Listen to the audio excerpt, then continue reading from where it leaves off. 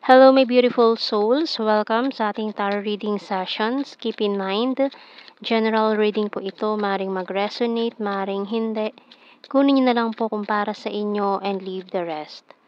Maring mag-shift the energies or magkabaliktad ang sitwasyon. Kaya kayo na pong bahala kung saan kayo nakalugar sa reading natin. So, let's see.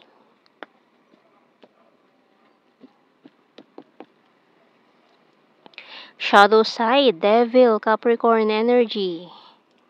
First card, Ten of Wands, Three of Cups, and the Sun. Five of Cups, Two of Pentacles, the High Priestess, and the High Priest. Bottom card, Six of Wands. Okay. So, may hindi na naman makapag-decide dito, juggling, between nahihirapan tong taong to. Gusto ka nang kausapin, pero pinipigilan niya yung sarili niya. Sobrang miss ka na nito, pero pinipigilan niya na hindi makipag-usap. Mataas ang pride, ego. So, there's a lot of burdens na nagpapabigat sa emotion nitong taong ito. Maring ang dami niyang pasanin na responsibilidad sa buhay. And isa sa hinahangad kasi nitong taong to is the promotion na hinihintay niya. Kaya nagtitiis siya para lang sa makamit niya o ma-reach na itong goal na ito. So, tingnan natin. Kaya kahit gustong-gusto kanyang kausapin, hindi niya magawa.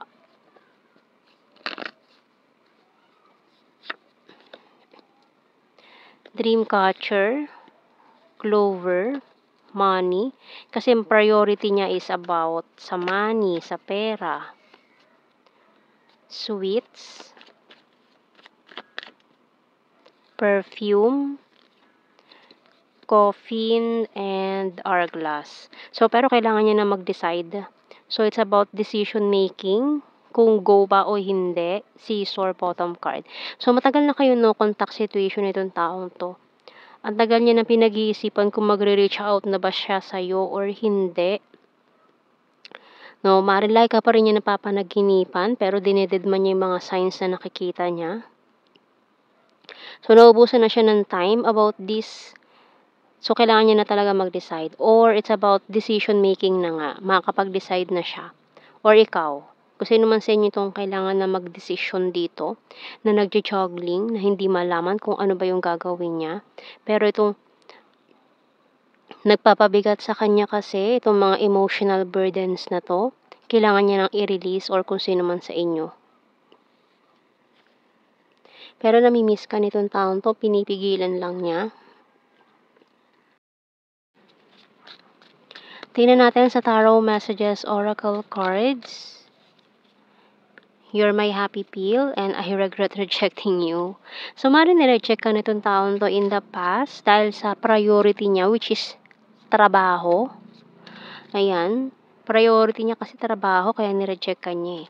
Parang hindi pa siya ready sa commitment. Takot din siya sa commitment. Dahil nga, pasan niya pa yung pamilya niya siguro. Breadwinner to. Kasi sa kanya umaasa yung pamilya niya. Kaya parang hindi pa siya ready pagbigyan yung sarili niyang happiness. You're so hot, guarded and wounded. You complete me. I love your humor. I'm isolating myself to reflect and I can't decide. So, undecided pa rin talaga siya. Kung pagbibigyan na ba niya yung sarili niya or hindi. Kasi parang sub-sub lang siya sa trabaho, priorities, responsibilities. You're so sweet and caring. So, tingnan natin. Kasi maring panganay or basta breadwinner siya. Sa kanya nakapasan ang responsibilidad ng parents. Siguro matanda na ang parents.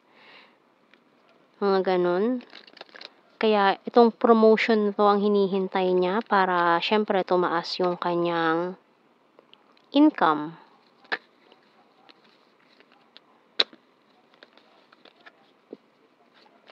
Kaya hindi pa rin siya makapag-settle down.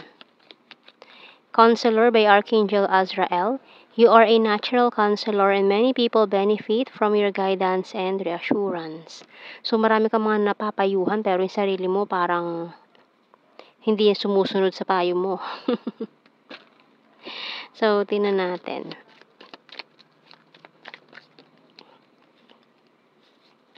I left you before you could leave me. It was my fault, but I blamed you. I remember every detail of that day. Can't stop thinking about you. I lost myself for a little while. I wish things could be different. I'm becoming a better person and you came closer than anyone. Bottom card is I replay our conversations over and over.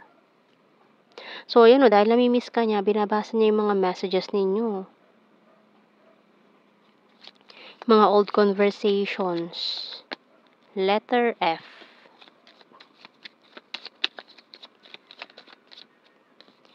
KJ. Ang KJ daw. V.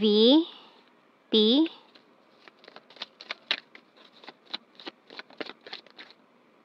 Letter B. D. A. C. M.